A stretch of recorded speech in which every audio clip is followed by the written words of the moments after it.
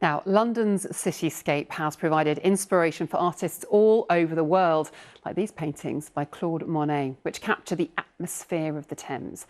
And for the first time ever, they're all on display together in the capital, finally fulfilling one of Monet's ambitions. Alte went to see them.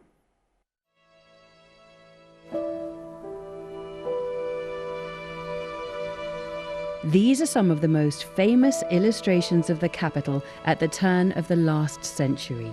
Claude Monet's views of the Thames, with its hazy sunshine and hues of blue, capture not only some of our most recognisable landmarks, but also the heavy industrialisation that had taken place and the heavy pollution that had transformed the skyline.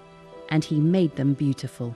What was unique about the London fog was actually its colors, which seems surprising to us maybe, but because of the emissions, the coal that was being burned and the sulfur, it means that the fog took on a whole range of colors.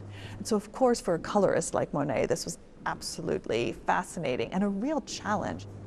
And it was here, from his hotel suite at the Savoy Hotel, that over the course of 3 visits, Claude Monet created his London paintings, because there are the most amazing views of the River Thames and its bridges. And his strategy was somewhat unconventional. He would often have several canvases on the go at the same time, because the weather and the light was so changeable. Monet felt that that was the only way to get to the truth of the landscape.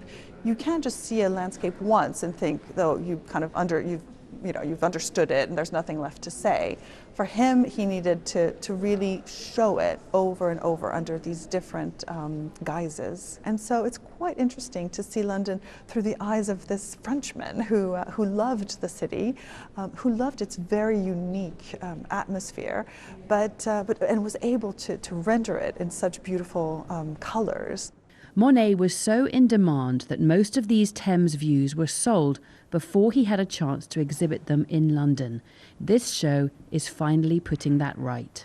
This is the exhibition that Monet had dreamed of doing, of the views of the Thames that he painted during several stays in London, and he wanted to show the series in the capital, in the city that inspired it, but he never got the chance. Alice Bandukravi, BBC London.